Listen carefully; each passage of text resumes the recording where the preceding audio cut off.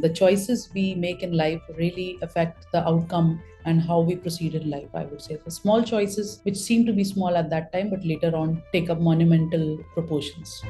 Education is always going to be with you till your dying day and beyond.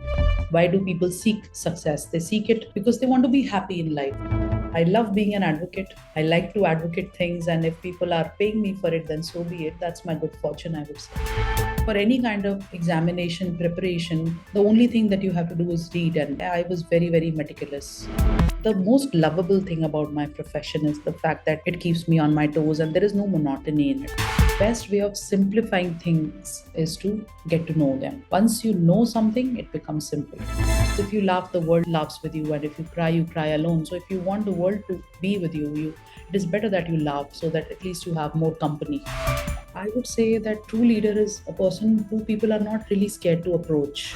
Mind should be on learning, not on earning. If you do not learn, then you will definitely not earn. So concentrate on the learning and the earning would follow.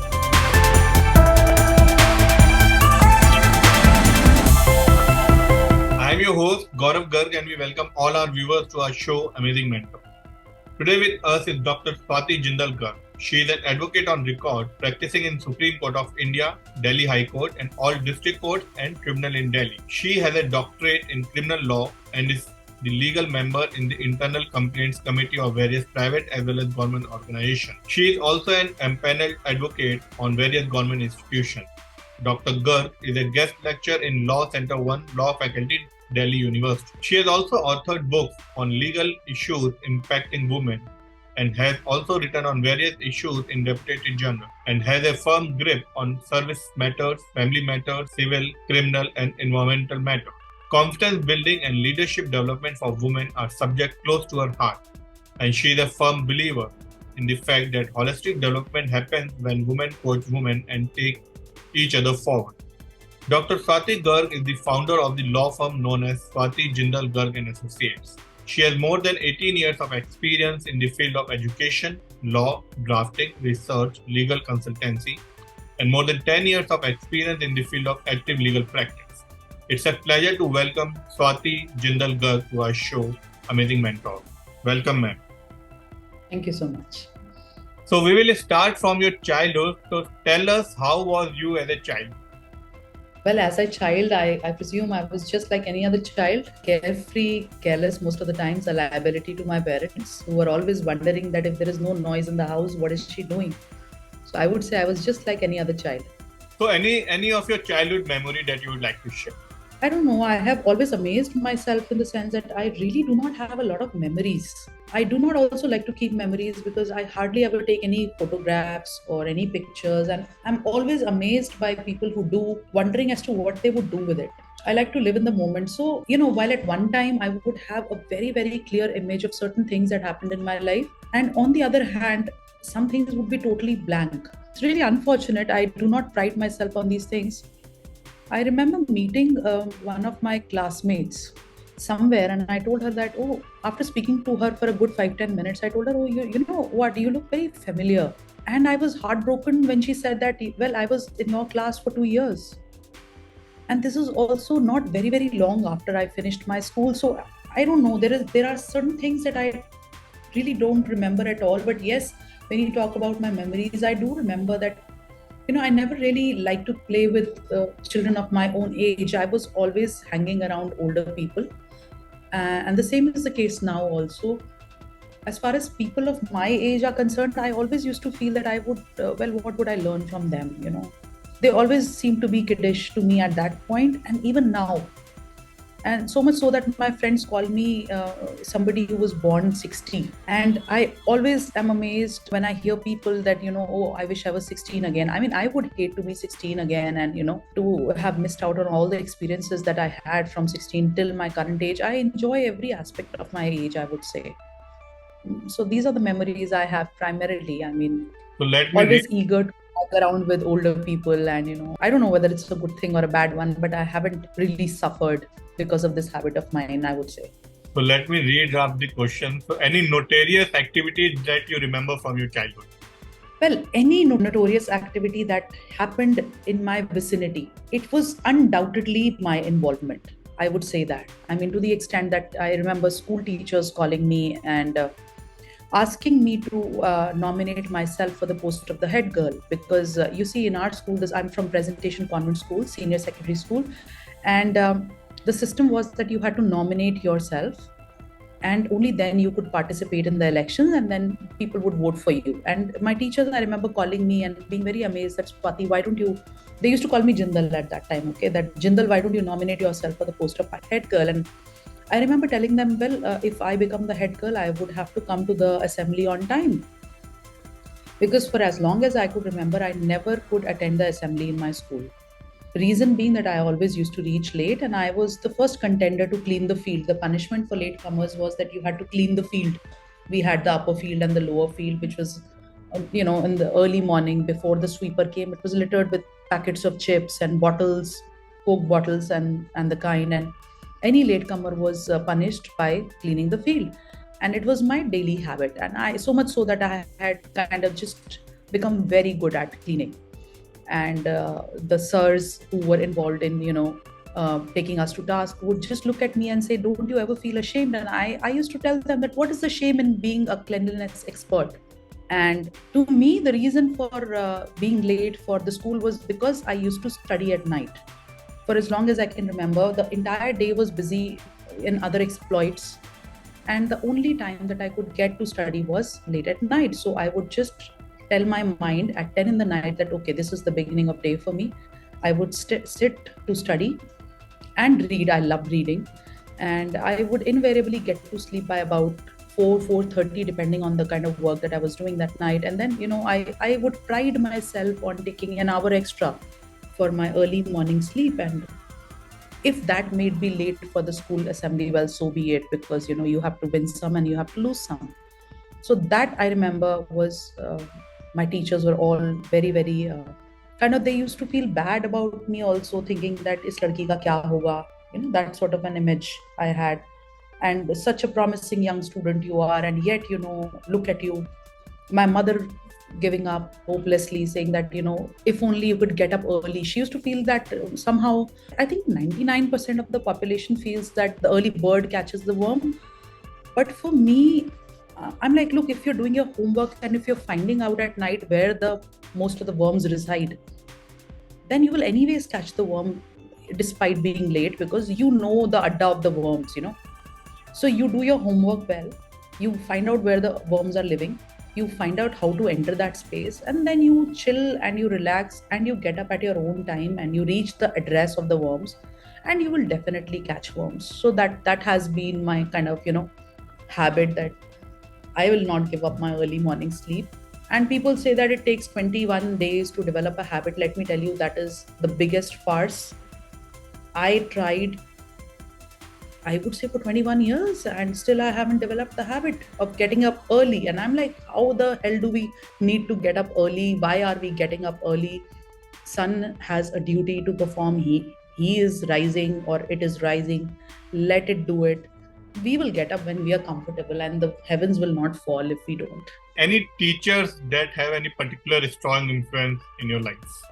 My most favorite teacher, I would say, was in school was Mrs. Serena Bisek. She was my class teacher in class 11 and 12, and she used to teach us commerce, business studies, and accounts. So she was the one who had a very, very big influence, I would say. I would say that I was not very mindful of my actions on other people, but she was the one who inculcated this mindfulness in me, in the sense that she was the one who told me that, look, why is it that whenever the downtrodden, so to say, of the class are in trouble? Actually, what used to happen was I always had more of an interest in what is happening in other people's life than my own, invariably, since childhood. So people generally, whenever they were in trouble, either I was the cause, so they would approach me that chal bhai tere ko teacher ke paas leke chalte hain, or I was somehow, in the sense they thought that, I was the opponent of the person who had brought them to trouble.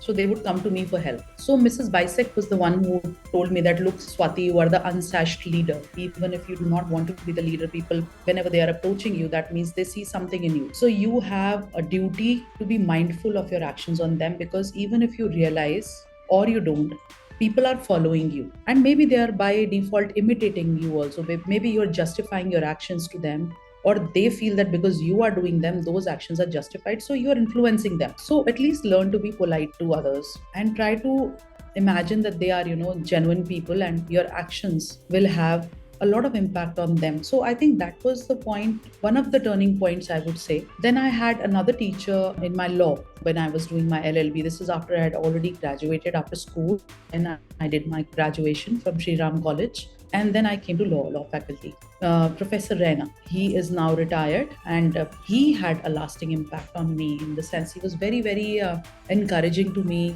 And I remember he used to take our criminal law lectures, and those lectures were always at 8:40 in the morning. And invariably, being the first lecture, I was never there on time. And in Professor Raina's class, nobody was allowed to enter late, 5 minutes late. And I invariably used to enter when there was only 5 minutes left for the lecture to end. And he never stopped me from entering. And his justification to the class, when the class questioned him on this, he said that even if she enters 5 minutes before, whenever I ask a question, she has the answer, and none of you have. So I am in touch with him till date, and in fact, he was my supervisor when I did my doctorate in law, and he has been an almost, I would say, father-like figure in my life, and I'm extremely, extremely grateful to him and the impact his presence has had. I am where I am today because of him, I would say. So these are the two teachers who had a very, very big impact on my life. So what about your educational background in schooling and higher education? I see, even now I feel whenever I am asked the same question by my juniors as to whether we should study, I always tell them that, look, education is always going to be with you till your dying day and beyond. And there was a time when I used to ask myself, why are we doing trigonometry? Why are we doing logarithms? Where are we going to use this in our life? Because I had already decided that I will not do engineering or anything like that. But it was very later on that I read somewhere in an article that doing such exercises, they just kind of increase the capacity of our mind. So they tax our mind and we get higher order thinking skills. So I always appreciate education. I did my schooling, I told you, from Presentation Convent, and I went on to do my economics honors from Sri Ram College of Commerce. The reason for that was I wanted to take up a 5-year law course. I was quite clear early on that I will do law, but my father was adamant. And rightly so, because he said that if you go out of Delhi, I will not be able to have, keep an eye on you, and you might get into all sorts of trouble. So I want you in Delhi. You do whatever it is you want in Delhi. You are not going anywhere. So that is the reason I had to opt for postgraduate in law. And then economics was also one of my favorite subjects. So I did economics, and thereafter I did my law from Campus Law Center Law Faculty. Then I did my master's in IPR. And then I did my doctorate in sexual harassment of women at workplace. It was an empirical study. At that time, it had just started. Not even started, I would say, and now it is in vogue. Everybody is talking about it with the advent of the Me Too and the POSH Act and everything. Everybody now is talking about it. So I think that was a very life-changing course for me to take up that topic at that time. And now see where it has got me. I am a POSH trainer, certified POSH trainer. I am an external member in various organizations. Sexual harassment, I take up quite a lot of cases which are reported and which are all over in the newspapers. So only because of that decision, I would say, the choices we make in life really affect the outcome and how we proceed in life, I would say. The small choices, which seem to be small at that time, but later on take up monumental proportions. So as a child, what was your dream profession? My dream? Well, because I did not sleep much, I don't have many dreams. So I wouldn't be able to identify a dream. I guess throughout my childhood and even now, I just want to be a happy person. And the same I wish for my near and dear ones. So what was the influence you choosing legal field as your career? That is very, very clear. Right from my childhood, invariably one whole period was spent in me going to the class teacher or to the principal, to the extent that by the time I passed out, I had even had food at the principal's residence. They all knew me, including the chowkidars, because, the odd one out, always coming in late, going out late. So they all used to say that, why are you so interested in other people's life? And I used to tell them, well, they come to me. And most of them would even say, कि तुम अपना chair ही क्यों नहीं लगा लेते हो staff room में? ज़्यादातर तो तुम वहीं रहते हो. I would have the cheek to say, कि ma'am, आप रखवा दो. I mean, how will I drag my chair to the staff room? And, they would say that, why are you interfering? And because you like so much to interfere in other people's life and you like to argue all the time. So just become a lawyer, it'll be the best profession for you. And when you hear something so much, you also realize कि हाँ क्या बुराई है, we like doing this, and we like anyways to give our suggestions to people, and invariably we want to listen to them and what is happening in their life. So why not, if somebody is willing to pay you for it, why not? And then it sort of becomes embedded in your mind, and it just becomes a natural outcome of the things to come. And there was never any doubt that I would become an advocate. Even now, when people tell me that, "Bhai, tum to, you're born for this," and I said, "Yes, of course, I am. I love being an advocate. I like to advocate things, and if people are paying me for it, then so be it. That's my good fortune, I would say." So, any particular challenges did you face while preparing for your examination? Preparing for any sort of examination was, I would never say, a challenge for me, because I love to read, and for any kind of examination preparation, the only thing that you have to do is read, and I was very, very meticulous. I do not remember there being any exam that I have failed. I mean, the only question was whether I would come first or not. I mean, if I might sound very, very non-humble when I say this, but I used to be amazed if I did not come on a meritorious position. Without ever telling myself that I have to come first, I just sort of gave it my best. I remember when my LLB result came, I was, I think, second or third by just 1 or 2 marks. So what had happened was, people told me that, "Oh, do you know you've missed the gold medal by 1 mark or by 2 marks?" And I was like, "Really?" And for a second, I would regret, कि अरे थोड़ा सा और पढ़ लेती. Then I would immediately tell myself that, look, और क्या पढ़ते हैं, मतलब you've done your best. I remember even now, if I am giving my exam for anything, for example, I mean, I would just give my best shot, and if the outcome is a particular thing, then that is that. I will never be able to tell myself that अगर मैं थोड़ा सा और कर लेती तो ये हो जाता, because I know that for anything I do, I just give my wholehearted attempt the first time, and I tell myself कि अगर अभी नहीं हुआ तो फिर I will not do it. That means it is not in my hands, because I've done my best. Because I cannot bear to do another thing a second time. It is quite boring for me to do it a second time. That is why I just want to do it once, so that I don't have to do it a second time. And if I have to, if there comes a situation where I have to, then I feel sorry for myself that, either I will not do it, I will just say that no, you take it to someone else, or I would just kind of feel bad about it. But this is not the case with appeals. Before you go in for that, कि आप suppose एक case हारे, उसकी appeal में गए हो, तो उसमें then the situation changes, because then it's a game changer. Then you are thinking of a higher level where the other person comes with their opposition, and then you're answering that. So that is, I would like to warn you, it's not the same. I would not lose my interest if I am going in appeal against a case that I've lost. So let me clarify that before somebody asks that question. That is another thing altogether. So where did you started your professional journey from? Well, I started my journey from the higher courts officially. Before I even got my enrollment done, I started practicing in the district courts, because I wanted to be a criminal lawyer, much to the horror of my parents. And I went there for a year before I decided that I am not cut out, because any kind of physical discomfort used to make me very, very uncomfortable, in the sense that the district courts were not as well planned so many years back. I passed out in 2003 as they are today. So today they are very, very clean, they're air conditioned. So it was not my cup of tea. I did it for a year. And then I thought that, okay, maybe I'm not made out to be a practicing lawyer. Then I started it in the higher courts. I started in the Supreme Court, High Court, and I found that yes, this can be done. It was only some years back that I decided to revisit district courts, because I realized that the actual practice happens there. That is where the ground level, the foundation is set, and the trial happens, and it was really very close to my heart. Apart from the physical discomfort of not knowing kis kamre mein jana hai, and all the people just sitting there, too much rush, too much heat, and those fumes that used to come. Now with time, I guess you kind of learn to overcome your own shortcomings. And now I do go to district courts and tribunals also, and I'm very much comfortable there, thanks to the changed, improved infrastructure. And a changed, improved me, I suppose. I can handle things much better than I was able to at that time. So now things are different. So how was your first day in the court?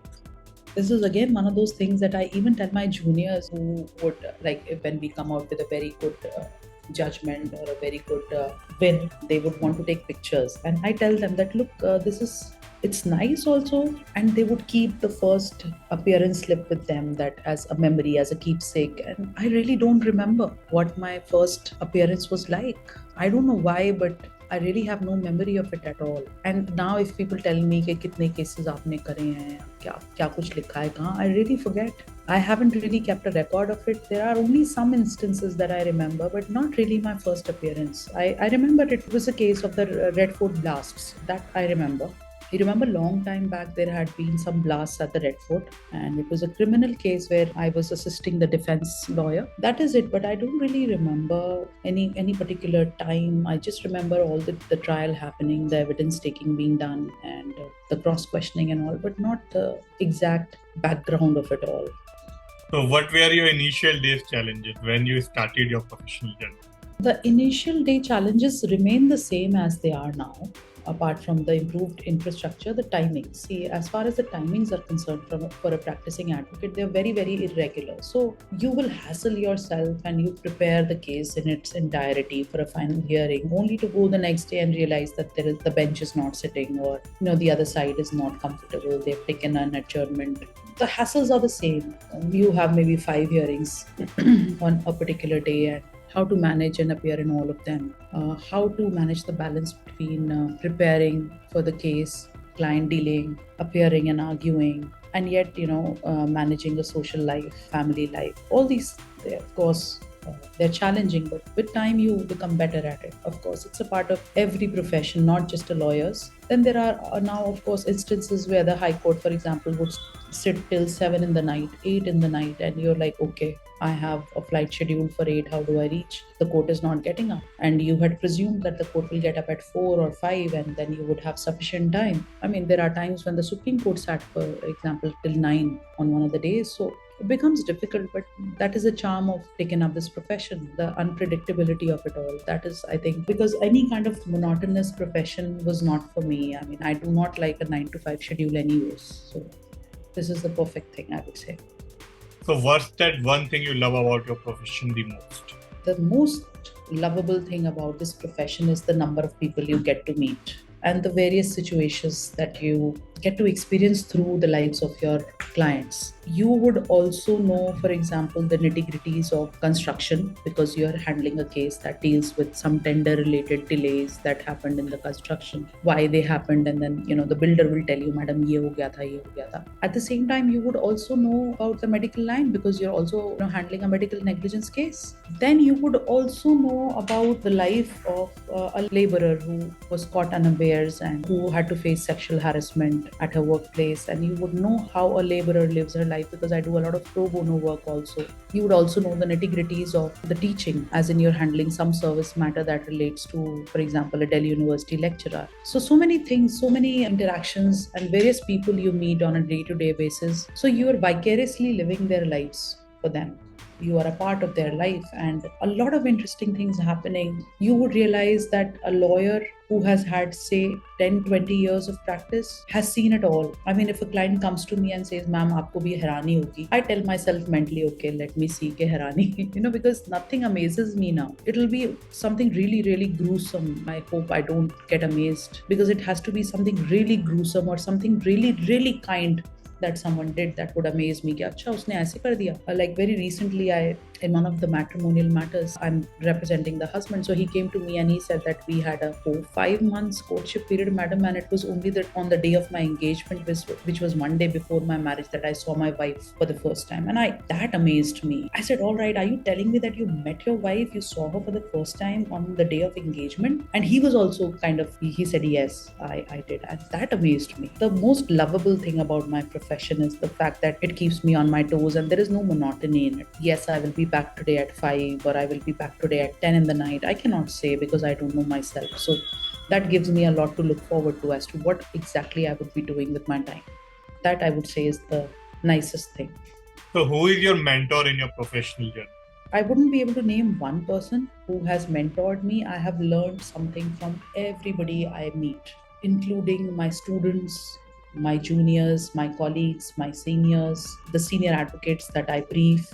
I learn a little bit from everyone. So I wouldn't be able to take away the credit from everybody that I have learned by naming one person who has mentored me. I would say I have self-nominated my mentors, and the list runs into hundreds and hundreds of them. And I would take this opportunity of to thank all of them. Whoever has met me in a professional or a personal capacity, I have imbibed something from them, whether good or bad, and I am a part of all of them, I would say. So how would you define success, and what is the role of hard work, luck and smart work in achieving success? See, hard work and success and smart work, you don't need to get up early in the morning and then look for the worms and their welfare associations wherever they are residing. Smart work is you just Google where the most worms are and then try to reach there on time. Success is a state of mind. You have to be happy because, see, the culmination of all our efforts is happiness only. And because we cannot wait till an indefinite period in order to reach that state of happiness, we have to tell ourselves that we are happy today. And if you keep telling yourself certain things on a day-to-day, minute-to-minute basis, you do achieve that state. Because ultimately, I remember that story about a man that was sleeping, a boy that was sleeping. I think his mother or some guru came to him and he said कि तुम सो क्यों रहे हो? So तुम्हारे पास तो एक अंडा है, उसको बेच के आओ, फिर 2 अंडे खरीदो, और फिर 2 अंडे से 3 अंडे, और फिर 6 मुर्गी, and then 2000 अंडे, and then a poultry farm, and then you can buy cows and all that. So this story went on and on till he had become a millionaire. And then he said, अच्छा फिर क्या होगा? Then the other guy said, फिर तुम आराम से सो पाओगे. And he said, अभी भी तो आराम से ही सो रहा हूँ. So it is ultimately about that state of nirvana, that state of happiness that you reach, and you will never really reach it because human nature is such. The goals that I had set up for myself years back, I reached those goals years back, a decade back. And now I tell myself, when I'm thriving for more, I tell myself that, look, even if you get it, you will definitely need some more in your life, because then what do you do once you've reached a particular point? You just walk a little bit more. So that is, sometimes I feel that I'm at least 20 years. My biological age is whatever it is, but my mental age, I feel, is at least 20 plus years to my actual biological age. So I now have convinced myself that happiness is a state of mind, and you just learn to be happy. And I just like to be happy. I wouldn't say that I've totally succeeded at it, but I try to, at least on the exterior, I try to show that I'm a happy person. That is success. To truly be happy, and the only constraint being time, I would say, when you want to go out somewhere and the only thing that you worry about कि 2 दिन कहाँ से आएंगे, instead of having to worry about the budget, the only worry is कि नहीं 2 दिन के अंदर हमको एक छोटा break लेना है. So the only constraint is time and nothing else. That is the true meaning of material success in life. And spiritual success, which is, I think, the true indicator of being successful, is having the mental stability of feeling happy and of giving yourselves brownie points and commending yourself that yes, you've done enough and yes, you matter. That is the true meaning of success for me, when you can truly tell yourself and commend yourself that yes, you have done something in life. So what are the major differences do you feel in the work culture of different courts of India? I think North India needs to work a lot as far as the work culture is concerned. They need to be more professional. The fact that some people feel it is fashionable to be late, that kind of thought process has to go away from our mind, because it's not at all fashionable to be late. If you tell me that you're meeting me at 1, I would want to be there at 12:55. But if I'm there at 12:55 in order for my 1 o'clock meeting, and if you reach at 1:30 thinking कि भाई 1 बजे का तो मतलब 1:30 है, so that is not done. Secondly, not being professional enough to pay someone for their fees and dilly-dallying on that or trying to haggle on that. I think that needs to go away, because if you have come to a particular person, you've already done your homework, right, when you came to them. So, well, then you pay them for the efforts that they are taking, and not being courteous to your juniors, because just because they're your juniors, that a whole lot of things need to be done in that area also. I've seen this problem is more rampant in North India than in South India. It is my personal experience. I am not saying that it's the norm, but I think we do need to pull up our socks on punctuality, on being courteous, and being mindful of how we conduct ourselves. These things really need to come out. So how has been your journey as advocate on record Supreme Court of India? It has been a very good one. I did take a lot of time to decide whether I wanted to be an AOR. I thought for a long time, it was all right not being one. Why do we need to be an AOR? Filing to ho hi jati hai. But over a period of time, I realized that there are so many matters which are maybe close to your heart. For example, public interest matter, which another advocate on record might not want to sign for you, or maybe there are financial implications. I do a lot of pro bono work. In case I engage another advocate on record, he might not be able to, or willing to do it for free. So yes, I took a long time to decide whether I wanted to be an AOR, but ultimately when I did decide, I will luckily I or fortunately I could clear it in the first attempt, and the journey so far has been very, very satisfying, because now I do not really have to look for anybody else. I can file my own matters and deal with the financial implications by myself. I would recommend that we really do not know what the future holds for us, so everybody should try to take up the best possible educational qualifications that they can at the right time, so that they don't have to get stuck later on when they are busy with other professional commitments. So it is better that you finish your education right in the beginning. Yes, it does have a hardship for most of us, because not everybody is lucky enough to have somebody supporting them financially. They have other considerations also, but if possible, it'll be just better in the long run to take up as many educational qualifications as you can right at the beginning of your career. So tell us about Swati Jindal Garg and Associates, and what all services do you provide under that banner? This is, I would say, a one-stop firm. We do a lot of compliance work also. We deal with service matters, matrimonial matters, environmental matters also. I'm on the panel of the Union of India for NGT. And apart from that, we do a lot of arbitration work, mediation. I'm also an impaneled mediator with the Supreme Court and the National Commission. So a lot of ADR activities are also being done in our firm. Primarily, we are taking up everything. I would say we are a very multi-dimensional firm. And who are my juniors, they're used to running around for different matters. And I wouldn't say that we have just one large practice where we are primarily sitting comfortably taking only one type of cases. We take up a lot of overseas matters also we handle. We have a lot of foreign clients too. So primarily a lot of exposure and different type of practice we have in our firm. So how easy and difficult was it to adjust in legal field, as it is not so female-friendly field? It used to be not a very female-friendly field, but now I would say that the number of females are increasing. I remember in my time, the students, let's start from the law college I went to, the number of female students was very, very less. This is way back in 2000. And now I would say that the number of female students is more than the male ones. You cannot say कि lady lawyer है ये तो, because it's quite common to have a female lawyer. So now it is very, very female friendly, in the sense that the male judges have also become very mindful of the fact that there is a female lawyer and very accepting of the fact. I would say rather there are so many leverages that we get being females that a male colleague would not. I feel blessed to be a female. I mean, I'm not a flag bearer. I just like being a female lawyer. And I wouldn't say that it's a disadvantage at all. I just feel that at least in the metropolitans, or at least in Delhi, people really do not see now that they will not go with a particular lawyer only because she is a female. I think merit is being considered finally. Now is the right time for talking about gender equality, because it is really actually coming up. And if there is any inequality, I would say primarily it works in our favor, because ultimately who would ask a male colleague to hold their heavy suitcase or anything? We still get the privilege. One of our male colleagues would still offer, should I drive you down? Are you all right? So these are nice gestures. I would say all in all, it is nice to be a female in today's world too. So what's your definition of complicated and simple cases? See, any case that you know and you're comfortable with is simple. It is always the case, as with life, as with the legal case, that anything that you're unfamiliar with will always be complicated. So the best way of simplifying things is to get to know them. Once you know something, it becomes simple. Complication is only in the unknown. So your aim, and as a lawyer, your purpose should be to find out. Once you find out, it will automatically become simple. So we have discussed about your first day in the court. So do you remember your first case you attended? It was the Red Fort bomb blast case. It was a big case at that time. I remember feeling very privileged that I had been given the opportunity to assist in that case. Yeah, that was the first case I did. So what all challenges do an advocate faces in his day-to-day routine as an advocate?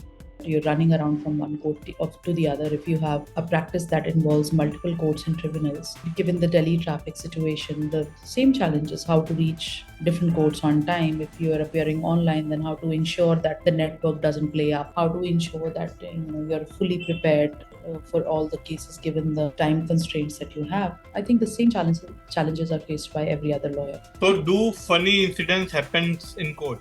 Yes, a lot of them. Invariably, I think they're also required in courts so that seriousness of the atmosphere can be tolerated to a certain extent. Some judges I would say, have a good sense of humor as compared to the other ones. So I remember once that this matter was going on, and the advocate who was arguing was not quite loud enough. It seemed that he was mumbling, and I remember him telling that, can't you be loud? Why can't you be loud? Why is it? What is the reason that I'm not even able to hear you? So the advocate immediately responded. He knew that, okay, now the judge has become angry and it might affect my case and my submission. So he said, my lords, I have just come from home, so I'm still in the mode of speaking softly. So that immediately kind of dispelled the anger in the room, and everybody found it very funny. They started laughing, and the moment was kind of made where things could then proceed in a very lighter vein and things got patched up. I would say that having a funny bone in the body is very, very helpful as far as the legal profession is concerned. In life also, if you can have the intelligence, I would say, to look at things with a humorous point of view, not all, but as much as you can, then life definitely becomes much more livable and things get done also. There are two ways of going about it. If you're facing a hopeless situation, you can either cry, laugh, or you can just sit with your head in your hands. But if you laugh, the world laughs with you, and if you cry alone. So if you want the world to be with you, it is better that you laugh, so that at least you have more company. If you're crying, you would anyways be sitting alone. There will be nobody to help you. So it is always better to keep that funny bone in your body alive. So what are good legal practices? Never compromise with the ethics, I would say. The Bar Council of India has given a list of legal ethics that we should all abide by. And it might sound very bookish to some people, but at the end of the day, having a very ethical practice will help you in the long run. Because see, you make a name for yourself and you don't want to be called that lawyer which cuts corners. So it will always be good if you maintain an ethical practice. It might take you a long time, but you will take the right road and you will reach the right destination if you do it. So what are qualities of a good lawyer? There is no shortcut to being a good lawyer. You just need to work hard. That is the first and the last lesson. You work hard, you have some patience. You should have a lot of interactive communication skills, and at the same time, a lot of ethics. Like I just said, you just cannot think ke koi baat nahi dekha jayega. Let's cut corners. If you want to be good as a lawyer, you have to do things by the book, because nothing less will do. Everything has to be just on point and perfect. And you start like that from day one, and you continue like that no matter how difficult it is, with the conviction that ultimately it will make your life easy and you will be there in the long run and you will not just burn out. That, I would say, is the quality of a good lawyer. So how much do you think legal education and legal awareness have evolved over the past couple of decades? There are so many law colleges that have come up. It is more accessible now. Way back when I was doing law, people would have the image कि अगर और कोई course नहीं मिला तो law तो मिल ही जाएगा, कुछ और नहीं तो law तो हो ही जाएगा. But now people are running after it, and it is not easy to get into a good law school. And as far as legal awareness is concerned, well, thanks to the advent of social media and Google and everything, I think there is a lot of awareness in everybody. We are going in the right direction, and we are taking big leaps, I would say, in that area. So yes, good things are happening to Indians as far as law is concerned. So what's your opinion about 10 and 15 years vehicle policy?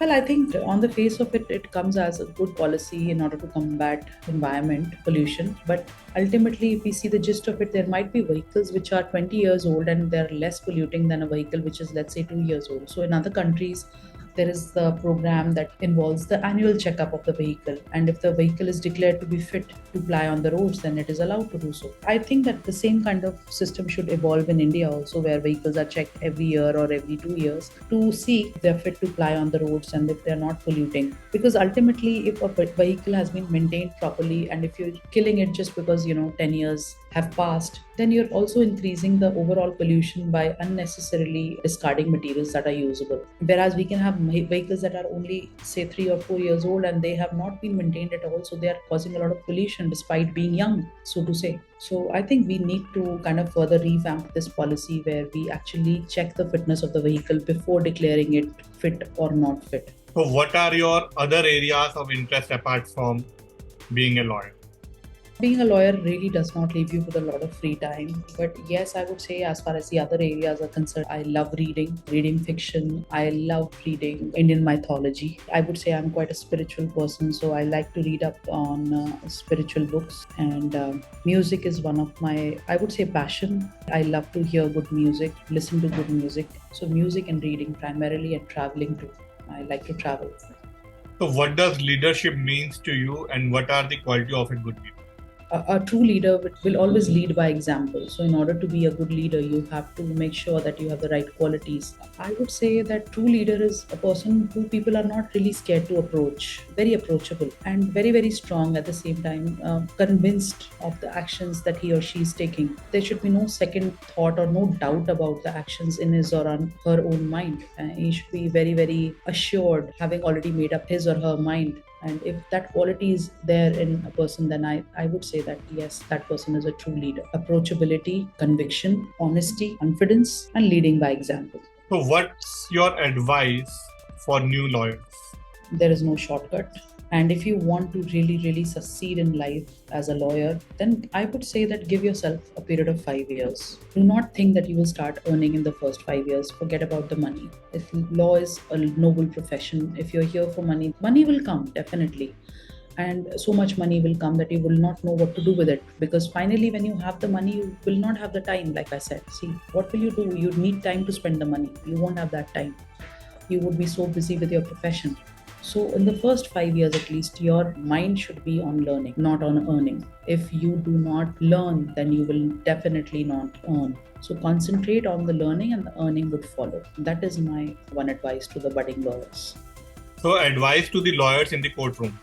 Just remember that you are junior. And do not be ashamed to carry files. Do not be high-headed enough to not offer your seat to a senior when he's standing or she's standing right next to you. And try to read files. If you're carrying them, make it a habit that just go through them instead of just randomly sitting. And I've noticed so many lawyers these days, they just keep chatting on their mobiles and they would have the audacity. I've caught a couple of them watching movies also, whatever serials or whatever it is that they're watching with their AirPods. Try to utilize that time to see how the arguments are being done, or read the file that you're carrying instead of just wasting that time. So just see the atmosphere. You will learn a lot just by observing the courts. The phone is going to be there anyways with you. You can do it in free time. But right now you're in court, so just observe how the proceedings are being done. You'll learn a lot. So what all are do's and don'ts you would suggest while preparing for your legal examination? Be very, very mindful. Calculate the number of days that you have till your exams. Divide your course accordingly and set targets for yourself and leave enough time for revision and keep practicing. So what all are the things you should remember while appearing in the court for the first time? For the first as well as for the last time, no matter which time you're appearing before the court, be very, very mindful of your attitude, be very mindful of your dress, because your exterior will be the first presentation that you have before the court. The court will look at you and only then hear you. So try not to be shabby, try not to have clothes that are not ironed properly, not clean. Try to wear polished shoes, try to wear a professional garb instead of just wearing anything and everything and just kind of managing, running around in heels, making noises. Try to wear comfortable shoes that are professional enough. If you try to be perfect on the exterior, then inner perfection will also surely come with time. So now we'll start a rapid round. All right. So if we ask you to choose from any one practice from civil, criminal, family matters, what would be that one? It is like choosing one favorite child out of the number of children that you have. Impossible for me. I would say that any case that I'm working on becomes my favorite. So what's your favorite destination? My favorite destination on a daily basis would be my room. I love being in my room. It gives me a sense of peace. And otherwise, it would be definitely Greece. It's one of my favorite places because it's extremely beautiful, clean, very, very nice people. But on a daily basis, it is definitely my room. Your favorite color? Yellow. Has been and it will be for a long, long time. Success in one line? A state of happiness. Your favorite actor and actress? Depends on the movie whether I like it or not. Immediately, all the actors would become my favorite, not a particular one. So at last, one line that defines you. Practicing advocate who will keep practicing till she becomes perfect. So thank you very much for your precious time and sharing your journey and your advices on our show. Thank you very much. Thank you so much. It was a pleasure for me too. Thank you very much. Thanks for watching Amazing Mentor. Don't forget to subscribe and hit the bell button to get regular updates. Thank you.